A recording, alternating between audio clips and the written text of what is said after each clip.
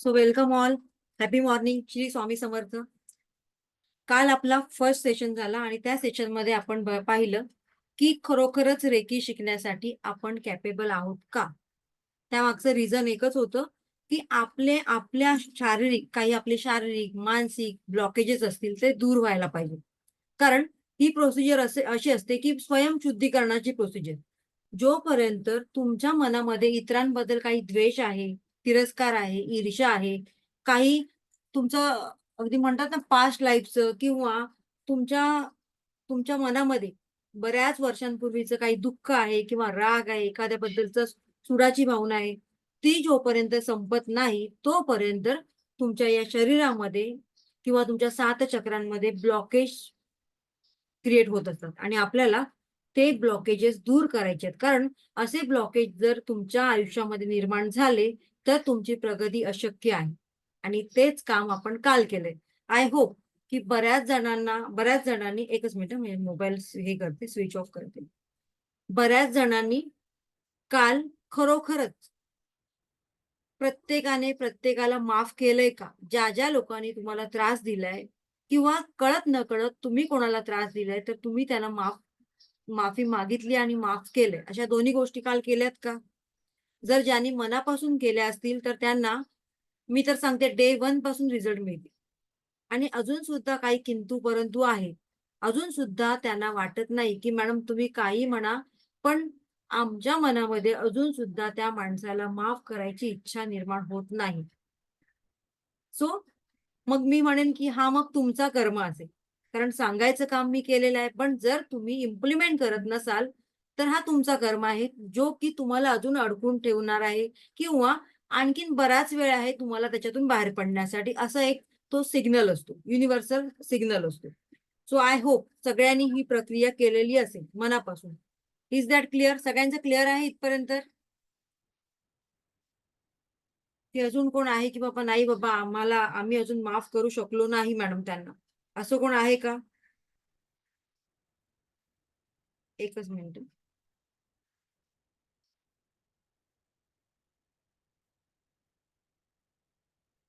Yes, clear आहे. मला सगळ्यांनी हँड दाखवायचे आणि बऱ्याच लोकांचे व्हिडिओ ऑफ आहेत, तर व्हिडिओ ऑफ नाही ठेवायचे, व्हिडिओ ऑन ठेवा. तुम्हाला पुढे जायचं असेल तर व्हिडिओ ऑन ठेवा. तुम्हाला आहे त्या परिस्थितीमध्येच राहायचं असेल तर व्हिडिओ ऑफ ठेवा. Choice is yours. बट जी लोक वर्किंग आहेत तर त्यांनी व्हिडिओ ऑन ऑफ केला तरी चालणार आहे. ठीक आहे. काही जेन्युन रिझन असेल तर ऑफ ठेवा. ओके. येस. चॅट बॉक्स मध्ये मेसेज केले. Yes, thank you so much. So काल आपण शुद्धीकरण केलं स्वतःचं, सगळ्या ब्लॉकेजेस मधून दूर येण्याचा प्रयत्न केलाय. आज आपल्याला एक नवीन काहीतरी शिकायचंय. आता नवीन काय शिकायला आलो आपण सगळेच? रेकी. सो रेकी कोणीही शिकायला येतं का? येस.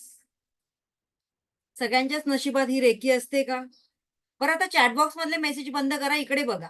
कोणीही चॅटबॉक्स मध्ये मेसेज करू नका. मी तुमच्या मेसेजकडे आता लक्ष देणार नाही, इकडे बघा. सो कोणीही रेकी शिकायला येतं का? आणि रेकी त्यांना ऍक्सेप्ट करते का? सो नाही.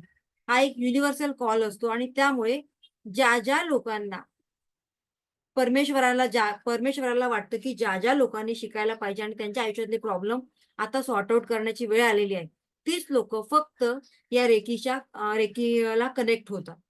सो येस, ऑब्विसली हा एक युनिव्हर्सल कॉल आहे आणि त्यामुळे ती आता तुम्ही वेबिनार ऐका, सेशन ऐका, पण तीच लोक याच्यामध्ये पुढे जातात किंवा माझा जो हा 7 दिवसाचा सेशन आहे, तीच लोक कंप्लीट करणार आहेत की ज्यांना त्यांच्या पुढच्या आयुष्यामध्ये काहीतरी प्रोग्रेस पाहिजे, काहीतरी डेव्हलपमेंट पाहिजे. ठीक आहे, इथपर्यंत क्लिअर आहे?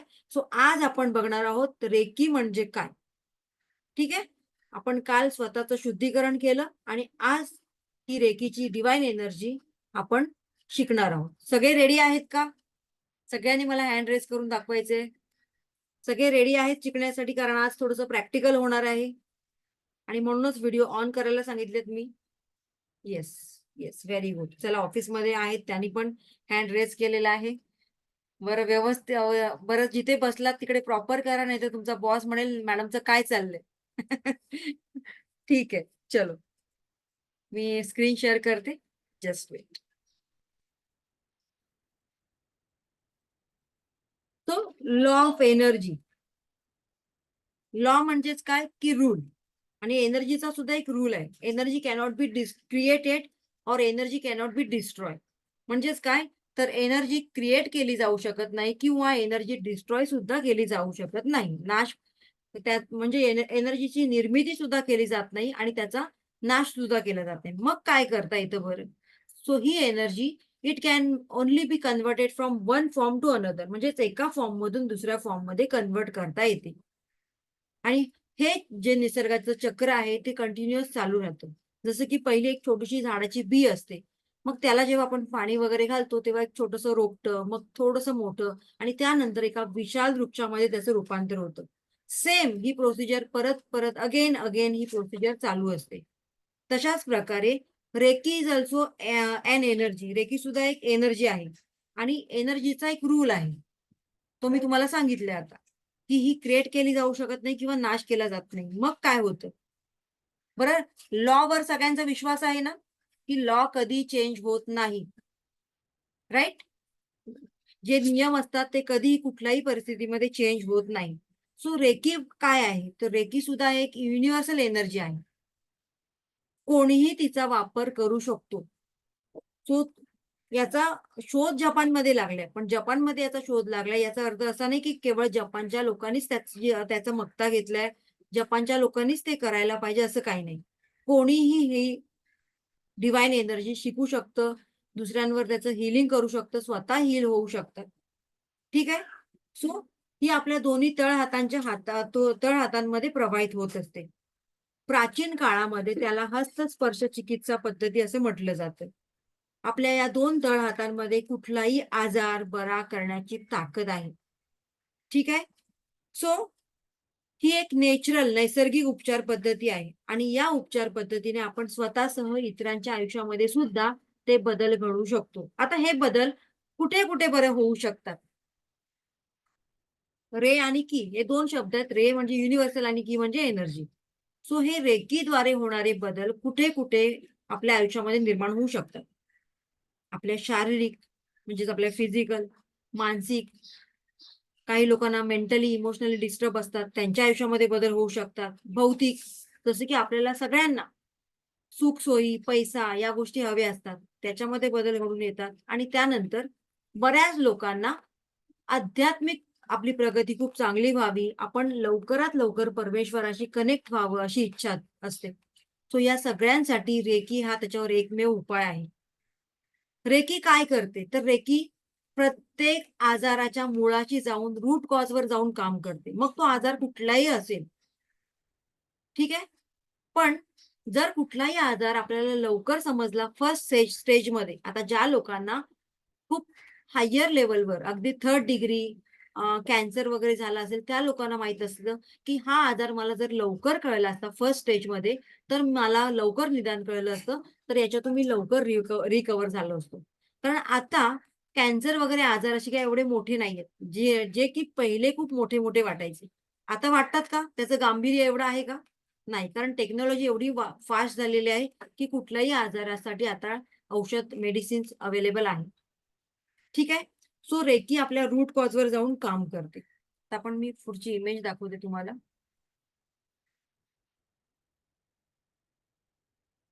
How can we feel energy? चला, तुम्हाला एनर्जी फील करायची आहे का?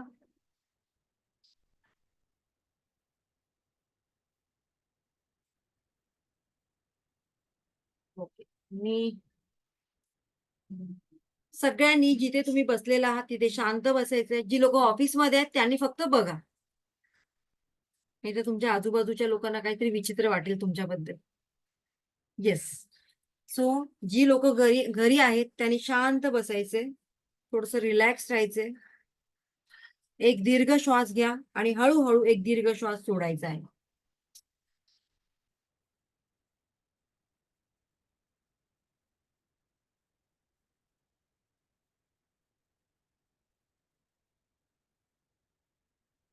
आणि सेकंड थिंग जे हाउसवाईफ आहेत, तर माझ्या क्लासला कोणीही गाऊनवर वगैरे बसू नका. कारण ही एवढी छान डिव्हाइन एनर्जी आहे. तिचा उपयोग आणि उपभोग खूप छान पद्धतीने घेतला पाहिजे. ठीक आहे? त्यामुळे अपडेट राहा. घरी असलात तरी चालेल, पण अपडेट राहायचं. Yes. Swati madam, I hope की तुम्हाला कळलं असेल. Thank you so much. चलो. येस. दोन्ही हात जवळ दूर करायचे आहेत हळूहळू. त्याच्या आधी रेकीला कॉल करायचे आहे, पण रेकीला कॉल कसा करायचा मी पुढे सांगेन तुम्हाला.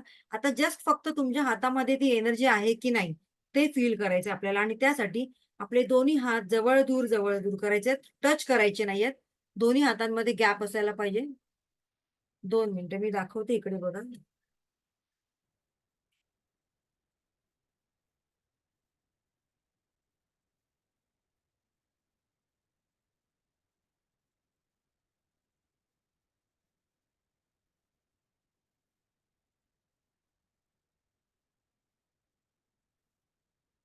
आता आपले दोन्ही हात एकमेकांच्या जवळ आणा. फक्त माझ्या माझ्या हातांमध्ये जेवढा गॅप आहे तेवढेच जवळ आणा. पुन्हा एकदा करा आणि कॉन्सन्ट्रेट करा. फक्त आपल्या 2 हातांवर फोकस करा.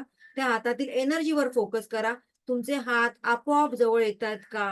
एक काहीतरी मॅग्नेटिक फील तुमच्या हातामध्ये आल्याचं तुम्हाला जाणीव होते का ते चेक करा. एक राऊंड राऊंड मध्ये एनर्जी तुमच्या हातामध्ये क्रिएट होते का ते फील करा. ज्यांना ज्यांना ही एनर्जी फील झाली असेल तर त्यांनी हँड रेस करायचे किंवा चॅटबॉक्स मध्ये मला मेसेज करायचं की येस.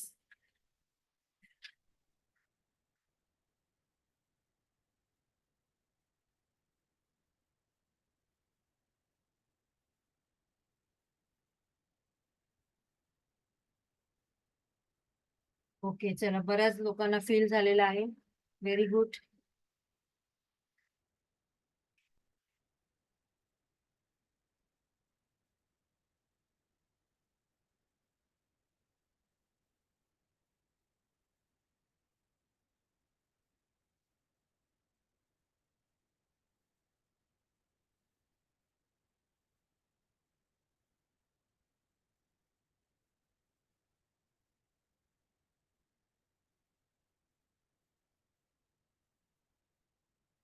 ओके, चला, बऱ्याच लोकांना फील झालेलं आहे. Thank you so much.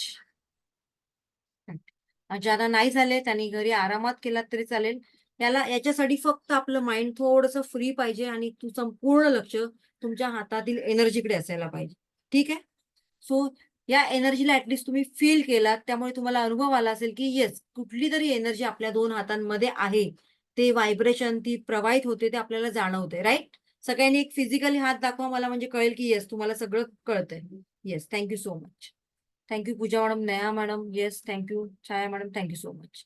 Yes Vikas sir, thank you. चलो, आता आपण नेक्स्ट बघूया slide. How can we feel. So आपण कशी फील केली ते आपण आता पाहिली. नेक्स्ट पाहूया की हीच एनर्जी जे आपले साधू संत होते, साईबाबा, व्यास ऋषी किंवा भगवान गौतम बुद्ध, तर ते काय करत होते, केवळ आपल्या हाताच्या स्पर्शाने इतरांचा कुठलाही आजार व्याधी दूर करत असत. ठीक आहे. सो हे काय आताच आलं नाहीये. रेकी रेकी रेकी म्हणजे तुम्हाला आता शब्द ऐकायला आला असेल वेबिनारच्या माध्यमातून किंवा लॉकडाऊनच्या नंतर पासून.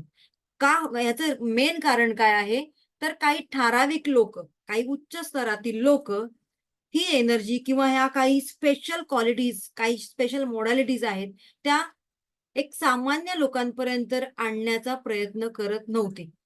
म्हणजे उच्च स्तरातील लोकांनाच त्याचा बेनिफिट पाहिजे होता, त्याचा फायदा हवा होता.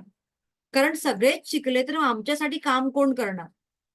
पण लॉकडाऊनच्या काळामध्ये जसं की मी म्हणाले की युनिव्हर्सच्या मनात आणलं तर तो काहीही करू शकतो, आणि लॉकडाऊनच्या काळामध्ये हे सगळे सिक्रेट असे बाहेर पडायला लागले, सामान्य लोकांपर्यंत आले, आणि ज्यांनी ज्यांनी त्या रेकी शक्तीचा किंवा कुठल्याही स्पिरिच्युअल एनर्जीचा वापर केला त्यांच्या त्यांच्या आयुष्यामध्ये, त्यांचं त्यांचं भलं झालेलं आहे. त्यांच्या आयुष्यामध्ये जे काही प्रॉब्लेम्स आले होते ते सॉल्व्ह झालेले आहेत, किंवा त्या प्रॉब्लेम्सला फेस करण्याची पॉवर, कॅपॅसिटी त्यांच्यामध्ये आलेली आहे.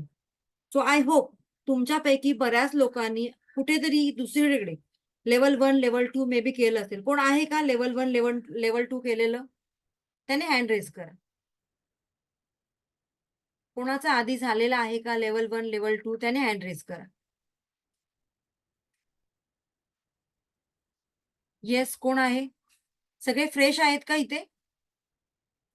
चॅट बॉक्स मध्ये पण मला मेसेज केला तरी चालेल, काही प्रॉब्लेम नाहीये.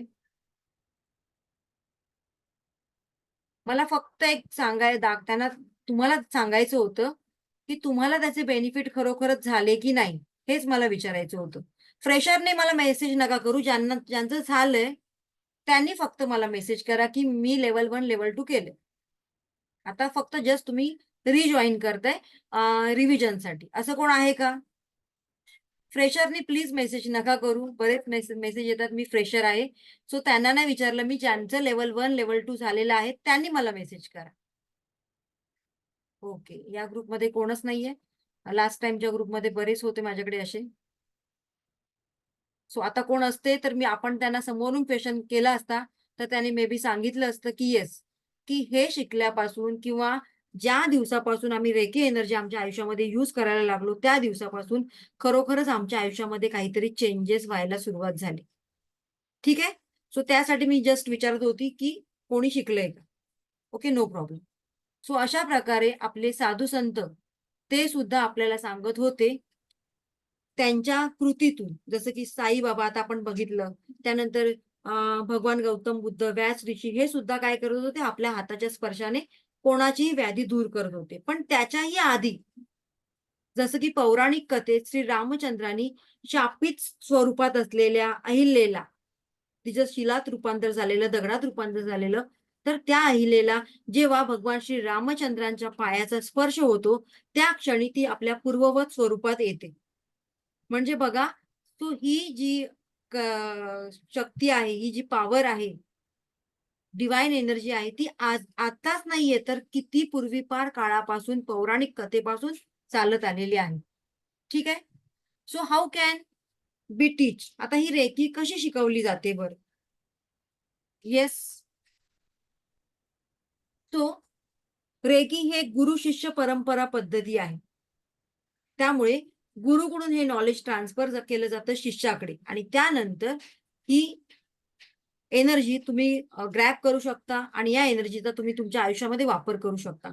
आणि त्यासाठी एक प्रोसिजर असते. तिला म्हणतात अट्युनमेंट. आता अट्युनमेंट म्हणजे एक्झॅक्टली काय? सो अट्युनमेंट म्हणजे काय? तर आपल्या शरीरामध्ये 7 चक्र ऊर्जेच्या स्वरूपामध्ये कार्य करीत असतात. छोटे-मोठे असे बरेच चक्र असतात, पण त्यातले महत्त्वाचे आहेत 7 चक्र. आणि या 7 चक्र सहस्रार चक्रातून सहस्रार चक्रातून आपल्या शरीरामध्ये ही एनर्जी प्रवाहित केली जाते अटेनमेंटच्या माध्यमातून आणि त्यानंतर आपण या शक्तीचा वापर खूप जास्त प्रमाणात करू शकतो. अटेनमेंट नंतर आपल्या शरीरातली ही 7 चक्र थोड्याफार प्रमाणात ओपन केले जातात. आता थोड्याफार प्रमाणात का ओपन केले जातात? जर आपण आपले चक्र मोठ्या प्रमाणात ओपन केले, जास्त प्रमाणात ओपन केले, तर आपण काय करणार? डायरेक्टली हिमालयात जाणार. सो आपण हिमालयात जाण्यासाठी आलोय का? नाही. आपल्याला संसार करून अध्यात्म करायचा आहे. त्यामुळे सामान्य माणसांची ही चक्र थोड्याफार प्रमाणात ओपन केले जातात आणि हा अधिकार कोणाला आहे? फक्त रेकी ग्रँड मास्टरला. सो चक्र ओपन केल्यानंतर काय होतं? हे रेकी लेव्हल 1 च्या माध्यमातून वरील 4 चक्र ओपन केले जातात आणि लेव्हल 2 मध्ये बाकीचे 7ही चक्र ओपन केले जातात. आता चक्र ओपन केल्यामुळे काय होतं? तर आपल्या आयुष्यामध्ये आता सपोज एवढे मोठे प्रॉब्लेम आहेत, जे 90% आहेत, तर ते प्रॉब्लेम कुठेतरी कमी होतात आणि ते 40-50% पर्यंत येतात. मी असं नाही म्हणू शकत, की सगळेच्या सगळे प्रॉब्लेम तुमचे क्लिअर होतील. नाही. त्या भ्रमात मी तुम्हाला ठेवणार नाही. तर त्या प्रॉब्लेमची हे कमी होईल. थोडीशी त्या जे 90% होते, ते कुठेतरी 40% वर तुमचे प्रॉब्लेम्स येऊन जातील. ठीक आहे? सो आपल्या आयुष्यामध्ये प्रॉब्लेम असायला पाहिजे की नको? कोणीतरी मला सांगा बरं. चॅट बॉक्समध्ये मेसेज करा. काय वाटतं तुम्हाला? थोडेफार प्रॉब्लेम आपल्या आयुष्यामध्ये असायला पाहिजे की नको? येस. हो. एक आन्सर आलं हो. ओके. बाकी सगळे प्रॉब्लेमला घाबरतात का? पाहिजेत, पाहिजेत. Okay, okay. चलो. Very good. का बरं असायला पाहिजे आपल्या आयुष्यामध्ये प्रॉब्लेम? येस, डेफिनेटली आपल्या आयुष्यामध्ये प्रॉब्लेम असायला पाहिजे, चॅलेंजेस असायला पाहिजे. नाहीतर काय होणार? आपण आळशी बनणार. रोज, रोज, रोज तोच रट्टा, तेच आयुष्य जगायचंय आणि त्यामुळे आपण पूर्णतः आळशी बनणार. रोज तुम्हाला जर छानपैकी गोड-गोड नैवेद्याचा ताट दिला त्याच्यामध्ये सगळे पदार्थ गोड गोड आहेत. तर तुम्ही किती दिवस खाल बरं ते? मॅक्झिमम 3 ते 4 दिवस खाणार. नंतर तुम्हालाच कंटाळा येणार, की काय यार हे रोजच गोड, गोड, गोड आपण खातोय. बरोबर ना? सो आपल्या ताटामध्ये जसं सगळे पदार्थ लागतात, आंबट, गोड, तिखट, तशाच प्रकारे आपल्या जीवनामध्ये सुद्धा या सगळ्या गोष्टी असायला पाहिजेत. काही क्षण दुःखाचे, काही सुखाचे. कारण चॅलेंजेस काय करतं माणसाला? स्ट्राँग बनवतं. आपल्यामध्ये जे कॅलिबर आहे ते बाहेर पडतं. बघा आता याचं पण तुम्ही एक उदाहरण घेतलं असेल. तुमच्या तुमची मैत्रीण आणि तुम्ही खूप छान पार्टनरशिपमध्ये काहीतरी काम करत होतात मे बी किंवा काहीतरी तुमचा व्यवसाय चालत होता. त्या व्यवसायामध्ये तुम्हाला खूप छान नफा मिळत होता. पण ती तुमची मैत्रीण खूप हुशार होती, एक्सपर्ट होती आणि तिने तुम्हाला कुठेतरी फसवलं. बरोबर? आणि त्यामुळे तुमचं काय झालं, की बापरे! आता तर मी काहीच करू शकत नाही. मी लॉसमध्ये गेलीये. पण तीच भीती, तोच धक्का घेऊन तुम्ही घरी बसला असतात, तर काय झालं असतं? तुम्ही तुमची हार मानला असता. पण त्या मैत्रिणीने तुम्हाला एक धडा शिकवलेला असतो आणि त्यामुळे तुम्ही जिद्दीने पेटून उठता, की नाही काहीही झालं तरी मी आता 0 पासून हिला टॉप पोझिशनवर जाऊन दाखवणारच. मग तेव्हा आपल्याला राग आलेला असतो. आपल्यामध्ये ते कॅलिबर कसं येतं, ते गुण जे आधी काही नसतात, ते कसे क्रिएट होतात ते आपल्यालाच माहीत असतात. बरोबर ना? असं झालंय कोणाबरोबर? आणि मग आपण आपलं असं पाऊल उचलतो, की त्या आपण आपल्या आपल्या प्रोफेशनमध्ये किंवा आपल्या जीवनामध्ये एक उंची गाठतो छानपैकी. उंच भरारी मारतो आणि परत मागे वळून बघत नाही. आणि म्हणूनच चॅलेंजेस आपल्या आयुष्यामध्ये असायलाच पाहिजे. Must. It's part of our life. ठीक आहे? सो ज्यांना वाटतंय चॅलेंजेस नको, तर समजून जायचं, की त्याने एकतर हार मानलेली आहे किंवा त्यांच्यामध्ये हिंमत नाहीये. ठीक आहे? सो येस, आपण एनर्जीबद्दल बोलतोय, त्यामुळे सगळ्यांनी एकदा हँड रब करायचे. सगळे फ्रेश आहात? कारण मला फ्रेश माणसं फार आवडतात. झोप येतेय, आळस येतोय असं नको. चला, ही एनर्जी आपल्या डोळ्यांना लावायची आहे, पूर्ण शरीराला लावायची आहे. कारण आपण आता एनर्जीवर बोलतोय. बरं हे झालं अटेन्युमेंट, की अटेन्युमेंट घेतल्यानंतर तुम्ही ही एनर्जी पूर्ण वापरू शकता. पण त्याच्यासुद्धा आधी आता तुम्ही जे काम करताय, त्या कामामध्ये तुम्ही सॅटिस्फाईड आहात? तुम्ही खुश आहात का? पहिलं ते सांगा मला. येस, चॅट बॉक्समध्ये मेसेज करा. Yes, yes, yes. ओके. काहींचा आन्सर आहे येस, काहींचा आन्सर आहे नो. तर मी जे नो आहेत त्यांना पण सांगते, जे येस वाले आहेत त्यांना पण सांगते. जर तुम्ही तुमचं जे प्रोफेशन असेल किंवा तुम्ही जे काही काम करत असाल, त्याच्यामध्ये जर तुम्ही खुश नसाल, तर मला सांगा त्याच्यामध्ये तुमची प्रोग्रेस होईल का?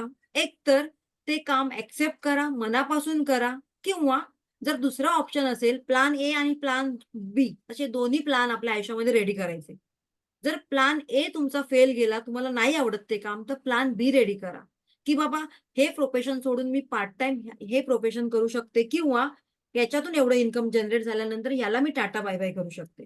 हा एक ऑप्शन झाला. सेकंड थिंग, ज्यांना आपल्या प्रोफेशनमध्ये जी लोकं हॅपी आहेत, खुश आहेत, ज्यांना आवडते आपलं प्रोफेशन, त्यांना त्यांच्या जॉबमध्ये काम करायला आवडतं, तर येस ऑब्व्हियसली त्यांची प्रगती होणार आहे. कारण कुठलंही काम जर त्या कामामध्ये तुमची आवड नसेल, तर तुम्ही त्याच्यामध्ये ग्रोथ करू शकत नाही. Yes or no? Second thing जसं मी काल सांगितलं, काहीतरी एक ड्रीम तुमच्याकडे असायला पाहिजे, की जे तुम्हाला सकाळी उठवतं. सो असा ड्रीम तुमच्या सगळ्यांकडे आहे का? कोणाकडे नाही. त्यांनी चॅट बॉक्समध्ये मेसेज केला, की अजून नाही मिळालंय माझं ड्रीम मला किंवा माझं गोल अजून मिळालं नाहीये.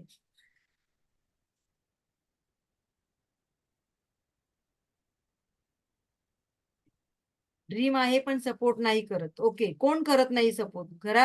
घरातून सपोर्ट नाही करत. सोडा मॅडम घरातून वगैरे कोणी सपोर्ट करणार नाही.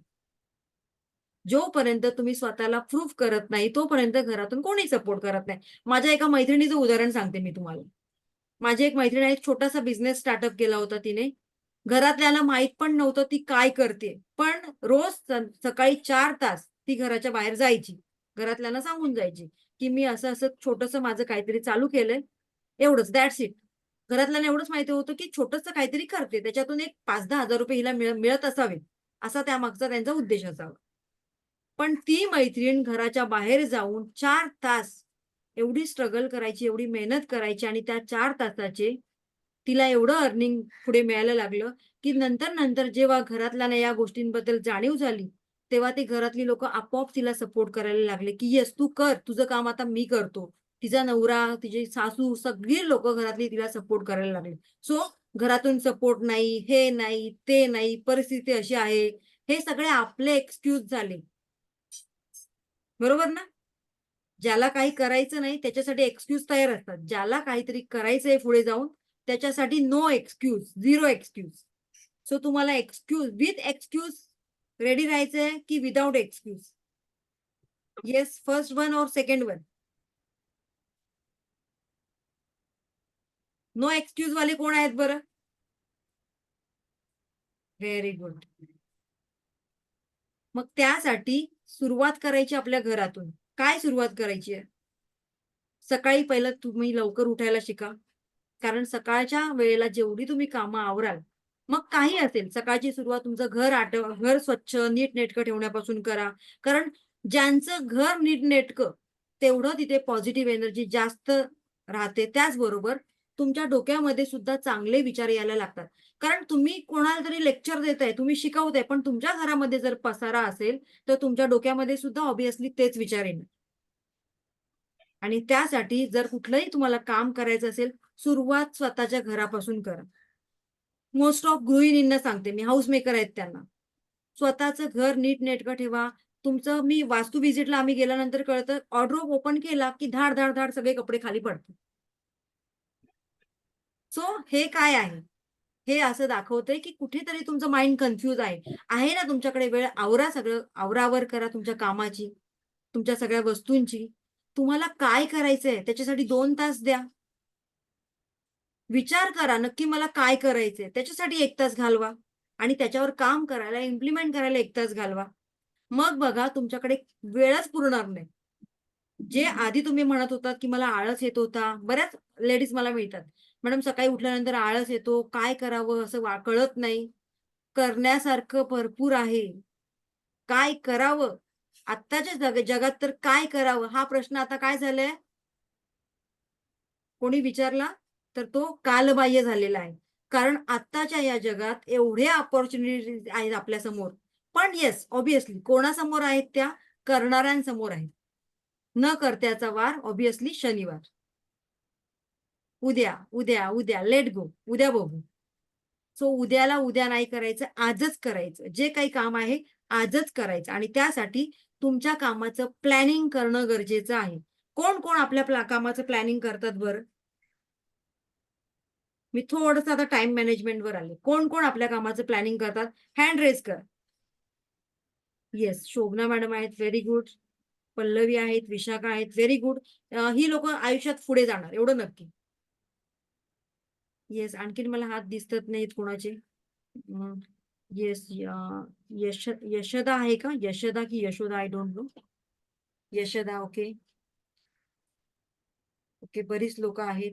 पण व्हिडिओ ऑफ केलेल्या जे घरी असून व्हिडिओ ऑफ केलेला आहे त्यांना मी रिप्लाय देणार नाही. ओके. मला बरीच लोकं मेसेज करतात, की मॅडम मी ऑफिसला आहे. त्यामुळे मला कळतं, की कोण-कोण लोकं ऑफिसला आहेत.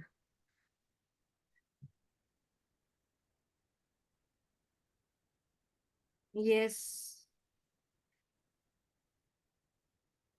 Yes, very good. सो जी लोकं टाईम प्लॅनिंग करतात, टाईम मॅनेजमेंट प्रॉपर करतात, की सकाळी उठून मला काय करायचंय? मला मला 1च्या आतमध्ये काय करायचंय? 12च्या नंतर काय करायचंय? किंवा संध्याकाळी 5च्या नंतर काय करायचंय? जी महत्त्वाची कामं आहेत, ती मला सकाळच्या वेळेत पूर्ण करायची आहेत. जी कमी महत्त्वाची आहेत, मला संध्याकाळी पूर्ण करायची आहेत. आणि प्रत्येक कामासाठी आपलं एक वेळेचं नियोजन करा. त्याचबरोबर एक छोटीशी नोटबुक कॅरी करा, डायरी कॅरी करा. Day wise, day to day. Yes, Gayatri madam, thank you so much. I want to teach. Yes, most welcome. So तुमच्या कामाचं एक मॅनेजमेंट करा, एक डायरी मेंटेन करा, की मला सकाळी उठून काय करायचंय. नोट डाउन करा. नोट डाउन केल्यानंतर काय होतं, एकतर आपलं माइंड ॲक्टिव्हेट राहतं. की मला एवढी एवढी कामं आहेत बाबा मला हे सगळं करायचंय. मग ते तुमच्या घरातली डे टू डे लाईफ मधली कामं असतील तरी चालेल, नो प्रॉब्लेम. पण एकदाच तुम्ही जेव्हा नोटबुकवर लिहिता, तेव्हा कळतं की मला काय-काय काम आहे. तोपर्यंत आपलं माइंड काय असतं? फ्री. अरे काही नाही, करू. संध्याकाळपर्यंत करू, दुपारपर्यंत करू. संध्याकाळ येते तरी पण टाय फिश. आमचं काही हललेलं नसतं जागेवरून. बरोबर ना? सो सगळ्यांनी पहिल्यांदा टाईम मॅनेजमेंट शिकायचंय. कारण माझ्या क्लासला येणाऱ्या सगळ्या लोकांना पहिलं मी हे शिकवते आणि त्यामुळे त्यांच्यातला आळस आपोआपच दूर होतो. बरीच लोकं अशी होतात नंतर, की मॅडम आता आम्हाला वेळ पुरत नाहीये, की पहिला वेळ जात नव्हता, पण आता आम्हाला वेळ मिळत नाहीये, कमी पडतोय. तो का कमी पडतोय? कारण आपण आता त्या वेळेचा उपयोग करायला लागलो, युटिलाइज करायला लागलेलो. सो कोणी जेंट्स, लेडीज कोणीही असो, आपल्या टाईमला व्यवस्थित मॅनेज करता आलं पाहिजे आपल्याला. इथपर्यंत क्लिअर आहे सगळ्यांचं? उद्यापासून सुरू की आजपासून सुरू? येस, मला एक थंब दाखवायचंय सगळ्यांनी. कोण आजपासून सुरू करणार आहे? Yes, very good. चला बरेच लोकं कपल बसलेले आहेत. Very good. बघा, अशी नवरा-बायकोना साथ असेल तर किती छान ना? खूप सुंदर. चलो, आता मी एक दुसरी स्क्रीन शेअर करते. सो ही एक गुरु-शिष्य परंपरा पद्धती आहे, ज्याच्याकडून तुम्हाला अटेनमेंट मिळाल्यानंतर ती विद्या ट्रान्सफर होते गुरुकडून शिष्याकडे. आफ्टर अटेनमेंट दिल्यानंतर काय होतं, तर तुम्ही एक रेकीचे चॅनल होता आणि ही एनर्जी तुमच्या शरीरामध्ये पूर्णतः प्रवाहित व्हायला लागते. तुम्हाला त्याचे रिझल्ट मिळायला लागतात. ठीक आहे?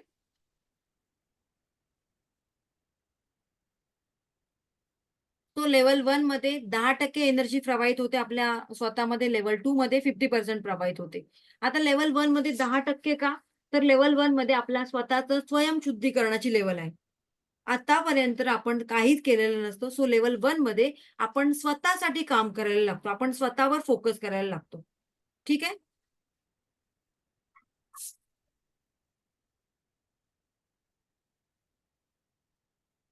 Why I want to learn recce?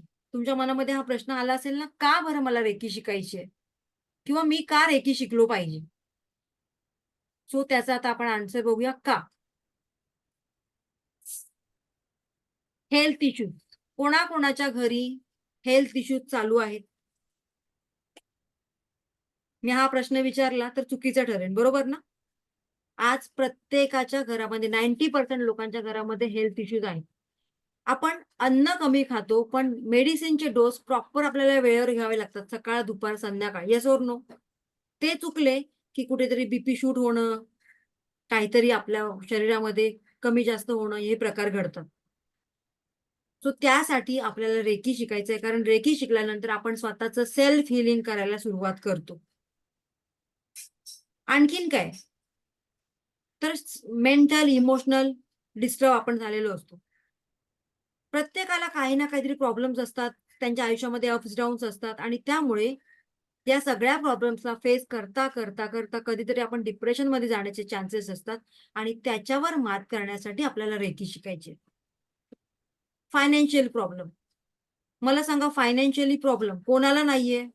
कोण म्हणणार आहे का इकडे असलं आहेत ती लोकं, माझ्याकडे भरपूर पैसा आहे मॅडम, तुम्हाला हवं असेल तर घेऊन जा बिंदास. असं कोण आहे का?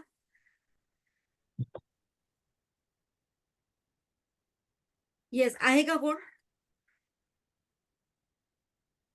सो आपल्या आयुष्यामध्ये जर आपल्याला पुढे जायचं असेल तर पैसा मस्ट आहे, असायलाच हवा आणि पैशावर आपलं प्रेम असायलाच पाहिजे. बरीच लोकं असं म्हणतात, की नाही पैसा म्हणजे सर्वश्रेष्ठ नाही, पैसा सगळ्यात महत्त्वाचा नाही. मी म्हणते ते चुकीचं आहे. पैसाच सगळ्यात महत्त्वाचा आहे. कारण पैसा असेल तर बाकी सगळ्या गोष्टी आपल्याला आपसुकच मिळतात. पैसा नसेल आणि तुम्हाला हेल्थ इश्यूज झाले, तर तुम्ही तुमची ट्रीटमेंट घेऊ शकता का? कुठल्याही नातेवाईकाला विचारा, मला ₹20,000 हवेत आज. तुम्हाला लगेच काढून देईल का तो? पहिले एक्सक्यूजेस तयार करेल. मला काय बोलायचं ह्याला? सो मी रोज ही एक टेस्ट करायला लावते माझ्या स्टुडंटला. आज सुद्धा तुम्हाला एक टेस्ट करायला लावणार आहे. सगळ्यांनी आज ज्यांना वाटतं पैसा महत्वाचा नाही, त्यांनी आज आपल्या जवळच्या नातेवाईकांकडे ₹25,000 मागायचे आणि त्यांना सांगायचं, "मी 10 दिवसांमध्ये तुझे रिटर्न देतो." बघा किती जण तुम्हाला रिप्लाय देतात, किती जण तुम्हाला रिस्पॉन्स देतात. मग कळेल तुम्हाला आयुष्यात पैसा कमवणं फार गरजेचं आहे. मग सगळ्या गोष्टी येतात, तुमचं रिलेशन, बाकी मग सगळं सगळं येतं. तुम्हाला हवं असणारं सुख सोयी सगळ्या येतात. तुमचं बॉन्डिंग, प्रेम वगैरे हे सगळं नंतर. पहिला पैसा हवा आहे. बरोबर ना? आताच्या पण मुली काय बघतात लग्न करताना? पैसा असेल, प्रॉपर जॉब असेल तर लग्न करेल. आणि येस, ऑब्व्हियसली ते बरोबर आहे. कारण पुढे मागे जाऊन प्रॉब्लेम नको क्रिएट व्हायला आणि म्हणूनच सगळ्या मुलींनी पण आणि मुलांनी पण लग्नाच्या आधी या सगळ्या गोष्टी जसं की पैसा, या गोष्टी आपल्याकडे असणं मुबलक प्रमाणात खूप खूप गरजेचं आहे. एकतर तुमच्यामध्ये क्वालिटी पाहिजे पैसा क्रिएट करण्यासाठी किंवा ऑलरेडी तुमच्याकडे पैसा असायला पाहिजे. या दोन्ही गोष्टी खूप महत्त्वाच्या आहेत. जर तुमच्याकडे 2,000 आहेत, तर त्या 2,000 चे 2,00,000 करणारे तुम्ही असायला पाहिजे. किंवा ते 2,00,000 ऑलरेडी तुमच्याकडे असायला पाहिजे. दोघांपैकी एक. ठीक आहे ना? कारण तुमचं कर्तृत्व चांगलं असेल, तर तुम्ही जिथे लाथ माराल, तिथे काहीही करू शकता. बरोबर? सो 2,000 चे 2,00,000 करण्याची पॉवर तुमच्याकडे, ती धमक तुमच्याकडे आहे का? तर ती नसेल, तर ती कशी क्रिएट करायची? त्यासाठी प्रयत्न करा. इथपर्यंत क्लिअर आहे आणि म्हणूनच पैशाचं सोंग करता येत नाही. पैसा आपल्याकडे असायलाच पाहिजे. ओके? नंतर आपण बघूया एक्स्पेक्टेशन. हल्ली बऱ्याच लोकांचे एक्स्पेक्टेशन वाढलेले आहेत. बऱ्याच लोकांचे म्हणजेच कसले तर आई-वडिलांचे एक्स्पेक्टेशन, मुलांनी काय करायला पाहिजे, कुठल्या फील्डमध्ये जायला पाहिजे. बरोबर ना? माझ्या मुलाने या फील्डमध्येच जायला पाहिजे. भले अ, त्याचा कल असतो वेगळी साईड करायची, पण नाही आई-वडिलांचं प्रेशर असतं, माझ्या मुलाने डॉक्टर व्हावं, इंजिनिअर व्हावं आणि त्यामुळे मुलांवर आलेलं प्रेशर. मग आई-वडिलांच्या अपेक्षा पूर्ण करण्यासाठी मुलांनी घेतलेलं प्रेशर, टेन्शन्स या गोष्टी सगळ्या येतात. त्यामुळे ऑब्व्हियसली मुलं डिप्रेशनमध्ये जातात. लॅक ऑफ कॉन्फिडन्स, काहींमध्ये कॉन्फिडन्सची कमतरता असते. एक मिनिट काहींमध्ये काही लोकांमध्ये खूप कॉन्फिडन्स कमी असतो. मग मी अशीच का? मी जाडीच का? मी बारीकच का? मी काळीच का? तुमच्याकडे जे आहे कॅलिबर त्याच्यावर तुम्ही मोठे व्हा ना. जे नाहीये त्याच्याकडे काय लक्ष देता? पण होतं काय 90% आपण फोकस करतो आपल्याकडे जे नाही त्या गोष्टींवर. सुधा मूर्ती बघा, किती छान बोलतात. ऐकलंय त्यांचं स्पीच कधी कोणी? एवढ्या मोठ्या व्यक्तीची वाईफ, त्यांचं बोलणं बघा किती सुंदर आहे. की तुमच्याकडे कॅलिबर असलं पाहिजे. कॅलिबर असेल तर तुम्ही काहीही करू शकता. सो कॉन्फिडन्स आयुष्यामध्ये असणं फार, फार गरजेचं आहे. तुमच्याकडे काही नाहीये त्याच्याकडे फोकस करण्यापेक्षा माझ्यामध्ये काय आहे, त्याच्यावर फोकस करा. तीच गोष्ट तुम्हाला पुढे घेऊन जाऊ शकते. ते लक्षात ठेवा. इथपर्यंत क्लिअर आहे? आता फोकसवरून मी तुम्हाला सांगते. तुम्ही तुमचे गोल्स कधी लिहिलेत का? कोणी-कोणी लिहिलेत बरं? की पुढच्या 2 वर्षामध्ये किंवा पुढच्या 2 महिन्यामध्ये मला या गोष्टी माझ्या आयुष्यातल्या पूर्ण करायच्यात. असे किती जण आहेत? ओके. स्वाती पिसे आहेत, त्यांचे मिस्टर बोलतात माझे आहेत. Okay, very good. आणखीन कोण आहे बरं? विकास म्हणतात येस. येस. पूनम म्हणतात मी लिहिले. Very good. आणखी कोण आहे बरं? तुमचे हँड दिसत नाही. मला इमोजीवाले हँड दिसतात. त्यामुळे हे हँड दिसत नाहीये. मला चॅट बॉक्समध्ये मेसेज नका करू. इथे मला दाखवा. फक्त इमोजी मला थंब दाखवलात तरी चालेल, मला कळेल. ओके. सफाला म्हणतात नाही. का बरं नाही लिहिलात तुम्ही तुमचे एम्स, तुमचे गोल्स अजूनपर्यंत का नाही लिहिलात? मी एखाद्याला प्रश्न विचारते, आता कोण आहे बरं इकडे? चला. बरं व्हिडिओ ऑफ नका करू. प्रश्न विचारायला गेले की व्हिडिओ ऑफ नका करू. हां, चला या दिसतायत मला इच्छा कांबळे. छान हसतायत त्यांनाच प्रश्न विचारते. येस मॅडम अनम्यूट करा. येस, बोला नमस्कार. मॅडम. कुठून आहात? मी मुंबई, मुंबई कुठे? डोंबिवली. डोंबिवली. ओके. माझ्यापासून काही लांब नाही, जवळ आहे. काय बरे गोल्स आहेत तुमच्या लाईफमध्ये? गोल्स तशा आहेत पण लिहिलेले नाहीयेत मी. का बरं लिहिणं गरजेचं नाही का तुम्हाला वाटत आहे? माहित नाही, पण असं वाटतं लिहिलं की ते होत नाही. खूप चुकीचा समज आहे मॅडम तुमचा. बरं ठीक आहे, नेक्स्ट कोण आहे बरं ज्यांनी आपले गोल्स लिहिलेले नाहीत अजून? येस स्वाती मॅडम, तुमच्या बोलण्यावरून वाटते तुम्ही नाहीच लिहिलेत, हसण्यावरून वाटते नाहीच लिहिलेत. Very good. ओके. हा सारिका मॅडम बोला. सारिका भौसार, कुठून आहात मॅडम तुम्ही? अनम्यूट करा. हा. ओके. पिंपरी चिंचवड, पिंपरी पुण्यावरून. चिंचवड. ओके बोला. गोल्स लिहिलेत का तुम्ही तुमचे? नाही मॅडम. नाही लिहिलेत का बरं? स्वतःवर डाऊट आहे की युनिव्हर्सवर डाऊट आहे? करायची इच्छा खूप आहे, हा. पण काही होतच नाही. ओके चला. हा वैशाली, वैशाली मॅडम बोला. वैशाली काटकर. हा अनम्यूट करा बोला. मॅडम, ऍक्च्युली ना मला कन्फ्युजन हे आहे की काय गोल असले पाहिजेत हेच माहिती नाहीये. त्याच्यामुळं म्हणजे पुढं कसं म्हणजे पुढं कुठं जायचंय आयुष्यात हेच नाही माहिती. आणि मुळात आपल्या आयुष्यात ध्येय काय असलं पाहिजे, पुढचं म्हणजे आयुष्याचा पर्पज काय असलं पाहिजे हे एक खूप मोठी गोष्ट आहे. Yes yes. पण नाही अनम्यूट झाला, अनम्यूट झाला.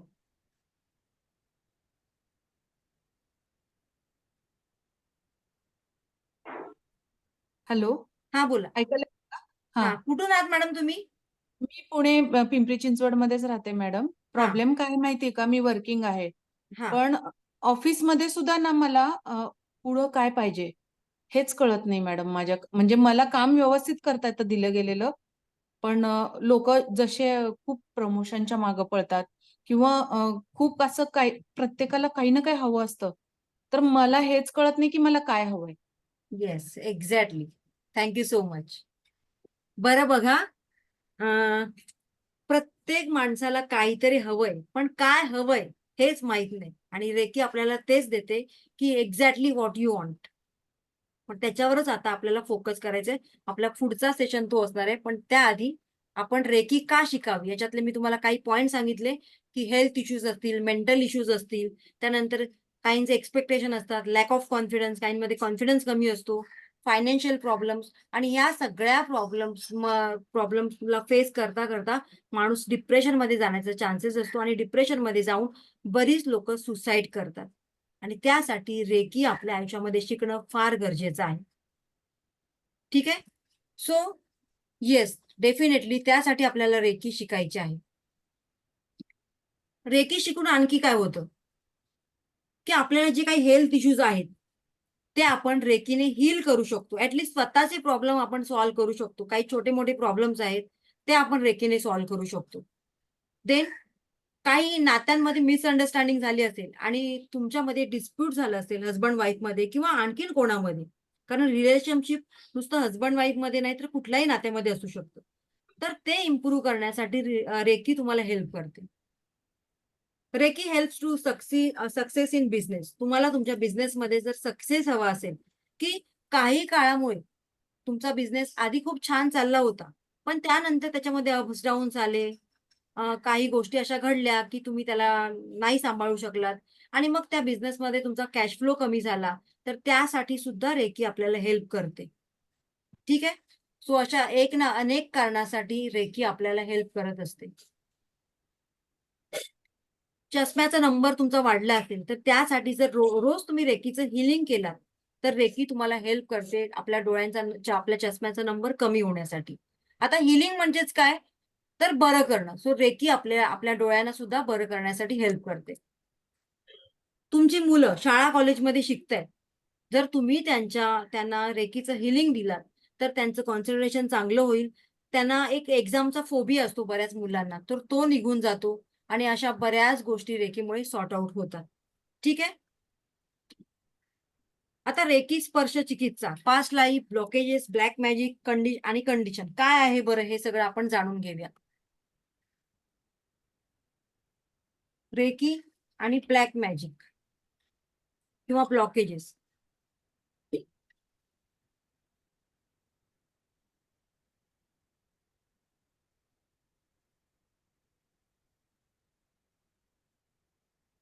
रेकीचा आणि पास्ट लाईफचा काय संबंध आहे? आताच आपलं आयुष्य खूप छान आहे असं किती लोकांना वाटतं बरं? खूप छान चाललंय माझं सगळं. येस, सफला जोशी म्हणतात छान चाललंय. पूजा म्हणतात छान चाललंय माझं. Yes, very good. आणखीन कोण आहे? सो जी लोक म्हणतात की माझं आताच छान चाललंय त्यामागचं कारण काय आहे? की काही गोष्टी आपण आपल्या पास्ट लाईफ मधून घेऊन आलेलो असतो. बरं, आता इकडे लक्ष द्या. काही गोष्टी आपण आपल्या पास्ट लाईफ मधून घेऊन आलेलो असतो आणि तुमच्या पास्ट लाईफ मध्ये जर काही चांगले कर्म तुम्ही केलेले असतील, ऑब्विसली त्याचं फळ तुम्हाला या वर्तमान काळात मिळतं आणि त्यामुळे तुम्हाला मिळणारा नवरा, तुम्हाला मिळणारं घर, तुम्हाला मिळणारी मुलं, हे सगळं वातावरण तुमच्यासाठी पोषक असतं, चांगलं असतं किंवा तुम्हाला आता कशाचीच कमी नाही असं तुम्हाला वाटतं. पण जर आताच्या वर्तमान काळात जर तुम्हाला काहीतरी प्रॉब्लेम्सला फेस करावं लागत असेल किंवा तुमच्या लाईफमध्ये काही चढ उतार असतील, तर समजून जायचं की पास्ट लाईफमध्ये आपल्या हातून काहीतरी चुका झाल्यात, आपला कर्म कुठेतरी बिघडला होता आणि त्यामुळे आत्ताच्या या वर्तमान काळात या गोष्टी आपल्याकडे सहज येत नाहीत. ठीक आहे? सो जर काही वाईट केलं असेल पास्ट लाईफमध्ये त्याचेच परिणाम आपल्याला वर्तमान काळात भोगावे लागतात आणि त्यालाच म्हणतात आपले भोग. आणि हे भोग भोगल्याशिवाय आपला गत्यंतर नसतो. ठीक आहे? कोणाचा स्पीकर ऑन आहे का?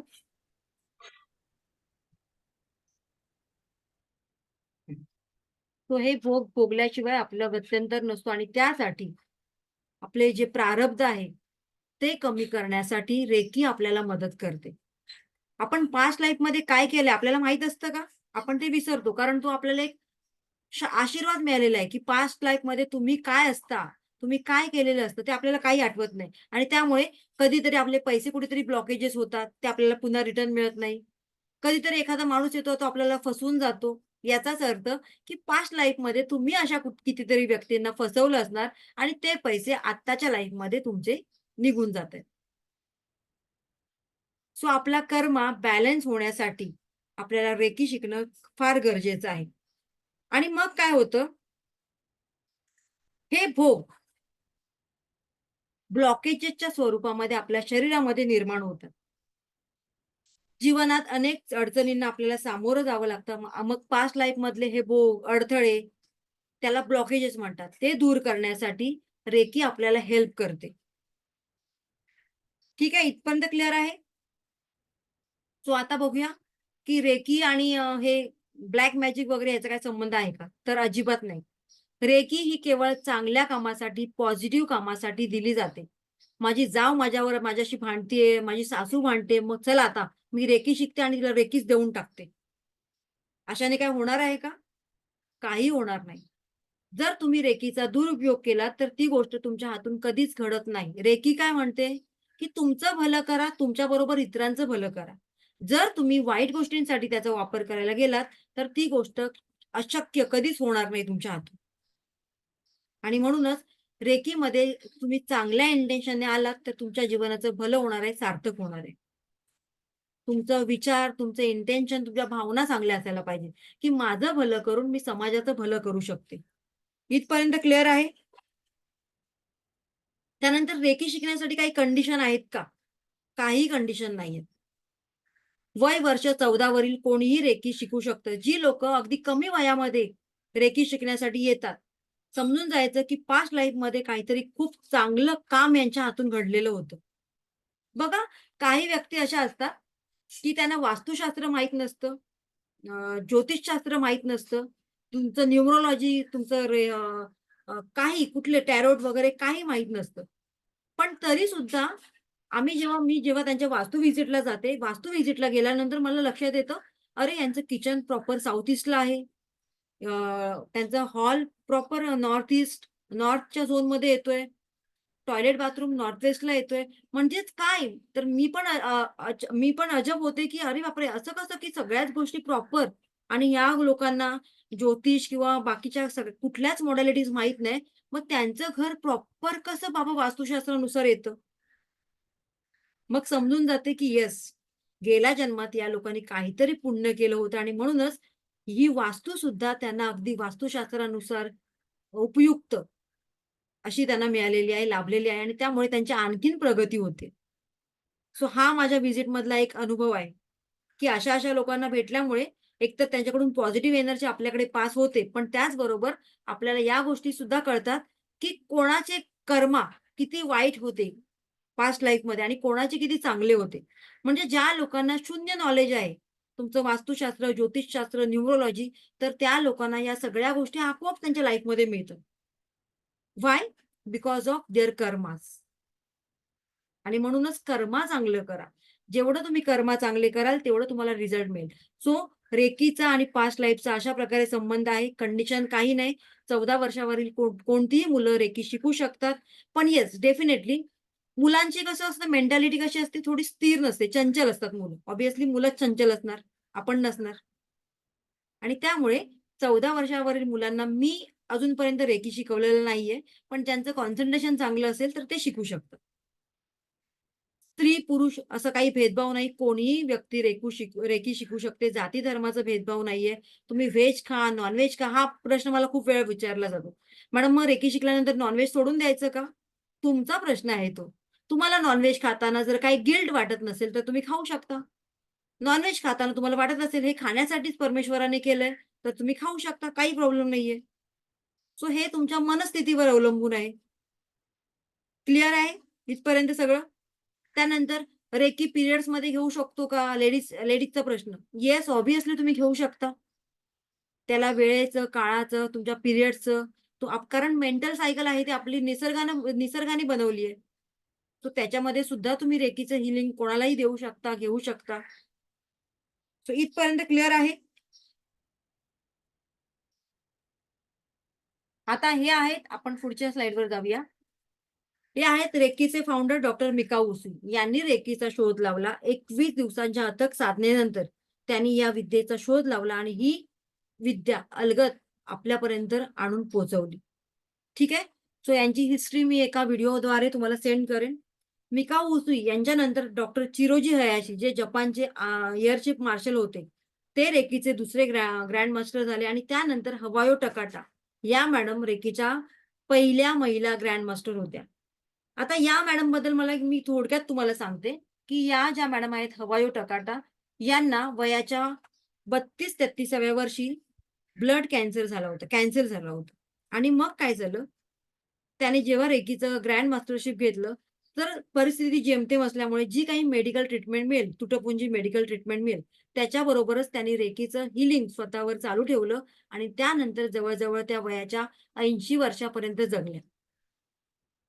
म्हणजे बघा, की रेकी आपल्या रूट कॉजवर जाऊन कशी काम करते, कसे आपले आजार, आपले हेल्थ इश्यूज, बाकी सगळे आजार अगदी मेंटल, फिजिकल लेवलवर जाऊन काम करते.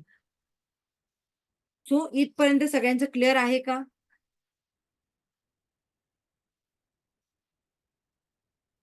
आणि म्हणूनच बाकी काही मॉडॅलिटी शिका, नका शिकू, त्याचा काहीही प्रॉब्लेम नाहीये. फक्त एकच गोष्ट मी तुम्हाला सांगेन, तुमचा कर्मा रिपेअर करा. कारण या परमेश्वराने रोज एक नवीन दिवस तुम्हाला दाखवलेला आहे. आपल्याला सगळ्यांना एक नवीन दिवस रोज या परमेश्वराने आपल्याला दाखवलेला आहे आणि त्या दिवसाचा वापर करा. आपला कर्मा रिपेअर करा. कर्मामुळे आपल्या आयुष्यामध्ये बरेच बदल होतात. तुम्ही बाकी काही गोष्टी करू नका, पण तुमचा कर्मा क्लिअर केलात, तर आपोआपच तुमच्या नशिबात ज्या गोष्टी नाही, त्या सुद्धा तुम्हाला मिळायला सुरुवात होणार आहे. सो त्याच्याबद्दल मी एक छोटीशी स्टोरी सांगते तुम्हाला. If you are interested. जर तुम्हाला काही आळस नसेल आला, बोर नसाल झाला, तर सांगते. सो ऐकायचे आहे का? थंब दाखवा तर मला कळेल. Yes, thank you so much. Yes. बघा, 2 मित्र असतात. एक रमेश आहे आणि एक सुरेश आहे सपोज. जो रमेश आहे, तर जो हा रमेश आहे तो खूप अगदी म्हणतात ना, की खूप रिलॅक्स लाईफ जगणारा, चिलवाला, कुठेतरी इथे बारमध्ये वगैरे जाणारा, ड्रिंक करणारा, पैसा उधळणारा, असं त्याचं व्यक्तिमत्व. आणि हा जो सुरेश आहे, तो फार स्पिरिच्युअल, देवधर्म करणारा, लोकांना मदत करणारा, ठीक आहे, आणि परिस्थितीला सांभाळून घेणारा, अडलेल्यांना मदत करणारा असं असं त्याचं व्यक्तिमत्व होतं सुरेशचं. पण दोघं कट्टर मित्र होते. एक मिनिट हा. हा, दोघं अगदी कट्टर मित्र होते. हा रमेश आहे, ज्याच्याकडे पैसा खूप होता, पण कसं वागायचं ते त्याला कळत नव्हतं. तो पैसा कुठे वापरायचा तो त्याला कळत नव्हता. कुठेही जसं की म्हणतात ना, एक मित्र देवधर्म करणारा आणि एक मित्र ड्रिंक करणारा, बार मध्ये जाणारा, अशा पद्धतीचा होता. बरेच वाईट गुण त्याला होते. पण तरी सुद्धा मित्र छान होते. आणि मग त्यांचं ठरलेलं असायचं, की संध्याकाळी आपण भेटायचं आणि आपल्या बाबतीत ज्या काही गोष्टी चांगल्या झाल्या त्याच्याबद्दल डिस्कस करायचं. सो ते नेहमी डिस्कस करायचं. मग त्यांच्यामध्ये एक संभाषण चालू होतं. तो रमेश म्हणतो, "अरे, तू एवढा छान आहे, चांगला आहे." सुरेशला म्हणतो, "तरी सुद्धा तुझ्याच आयुष्यात का चांगल्या गोष्टी घडत नाही बरं? तूच का वेगवेगळ्या संकटांना सामोरे जातोस? आणि मी बघ, माझं आयुष्य किती छान आहे, अगदी चिल. सगळ्या गोष्टी मला माझ्या आयुष्यात मिळतायत. मला हवं नको ते सगळं मिळतंय. मी पैसा पण खूप उधळतोय." मग त्याला थोडंसं वाईट वाटायचं सुरेशला. पण तो म्हणायचा, "काय करणार आता? माझं नशीबच असं आहे." मग असंच रोजच्या प्रमाणे ते आपापल्या कामाला जातात. आणि तिथे गेल्यानंतर जो रमेश आहे, त्या रमेशला रस्त्यामध्ये ₹10,000 मिळतात. त्याची आणखीन मजा होते, "अरे वाह! रस्त्यामध्ये 10,000 मला अचानक मिळाले." लगेच तो घेतो पैसे, आपल्या वाटेवर जातो. आणि हा जो सुरेश आहे, तर त्याच दिवशी त्याचा रस्त्यातून जाताना त्याचा ॲक्सिडेंट होतो आणि ॲक्सिडेंट होऊन त्याच्या हाताला दुखापत होते आणि त्याच्या हाताचं एक बोट जातं. कट केलं जातं. मग त्याला जेव्हा डिस्चार्ज मिळतं तेव्हा तेव्हा पुन्हा ते घरी येतात. त्यांचं डिस्कशन चालू होतं, की माझ्याच बाबतीत असं का होतं बरं? मग तो सुरेश म्हणतो, "नाही, आता काही करून मला." बघा, जेव्हा आपल्यावर एखादं खूप संकट येतात, तेव्हा आपण काय करतो? कुठे ज्योतिषाकडे जाणं, न्यूरोलॉजिस्टकडे जाणं असं आपलं चालू होतं. मग तशाच प्रकारे तो सुद्धा गेला. त्यांच्या गावामध्ये एक सिद्ध पुरुष होते, त्यांच्याकडे गेला, की "महाराज, तुम्हीच मला सांगा आता, की एवढं सगळं मी चांगला वागतोय, तरी माझ्याच बाबतीत असं का?" तुम्हाला पण वाटत असेल ना? काही नेमकेच माणसं आहेत जगामध्ये, की फार वाईट वागतात, पण त्यांचं खूप चांगलं चाललेलं आहे.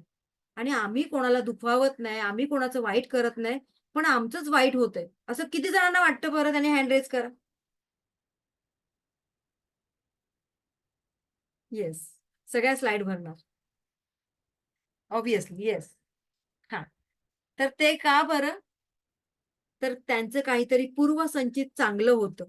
त्यांचा पूर्वसंचित कर्मा चांगला होता. तो त्यांना आता उपयोगी पडते वर्तमान काळात. पण ज्या क्षणी त्यांचा हा कर्माचं जे बॅलन्स आहे ते संपणार आहे, त्या दिवशी त्यांचे डाउनफॉल चालू होणार आहे. हे लक्षात ठेवायचं. कोणासाठी? हे ज्या वाईट लोकांसाठी. सो आता पुन्हा आपण या स्टोरीकडे येऊया, की त्या दोघांमध्ये डिस्कशन झालं. त्या सत्पुरुषाकडे जातात ते आणि सिद्ध पुरुषाकडे जातात आणि त्याला विचारतात, की मी एवढा वाईट वागतोय तरी माझं खूप छान आहे आणि हा सुरेश एवढा चांगला वागतोय, स्पिरिच्युअल आहे, लोकांना मदत करतोय. मग याच्याच बाबतीत हे सगळे अ, वाईट अनुभव याला का येतात? आता हा त्या दिवशी मरता-मरता वाचला. त्याची त्याची 2 बोटं कापावी लागली.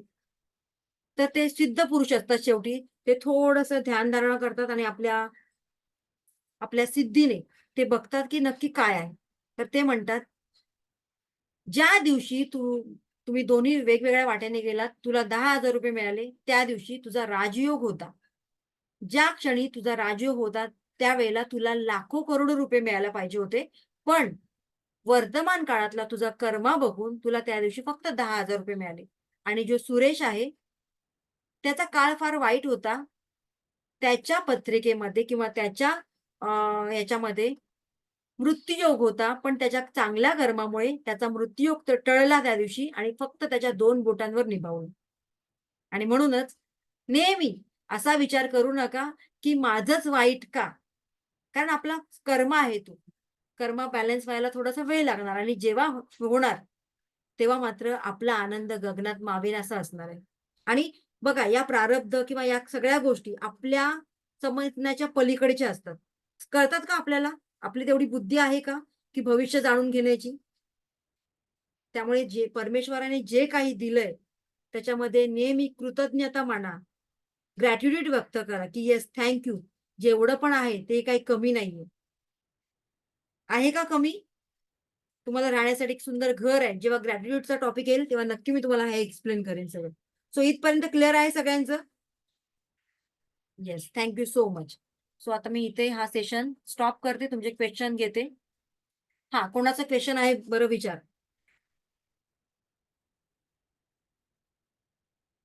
हा विकास, विचारायचं आहे का तुम्हाला काय? हा, अनम्यूट करा.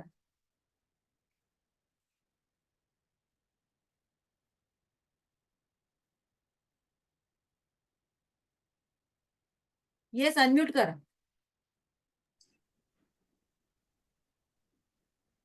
थोडंसं फास्ट, मला सेकंड सेशन आहे माझं. येस, नेक्स्ट कोण आहे? कोणाला विचारायचंय? त्यांचं माईक अनम्यूट होत नाहीये. नेक्स्ट कोण आहे बरं? नाही, ज्यांचे व्हिडिओ ऑन आहेत त्यांचेच प्रश्न घेतले जाणार आहेत.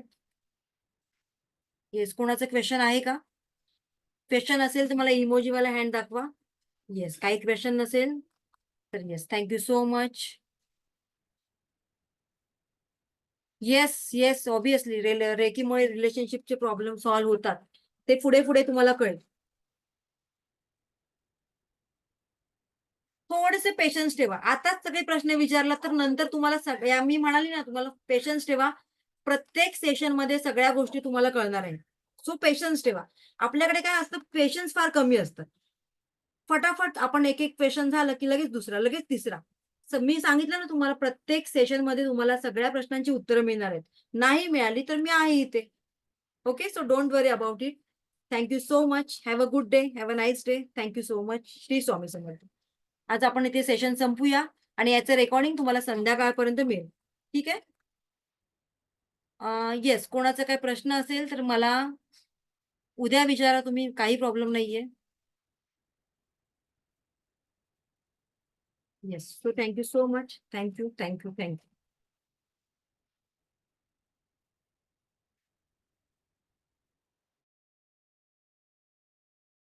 हा व्हिडिओ मी संध्याकाळपर्यंत टाकेल आणि जर सेशन आवडला असेल तर कमेंट्समध्ये नक्की एखादी छान कमेंट्स, तुम्हाला आवडत असेल, तुम्ही नक्की एन्जॉय करत असाल तर टाका.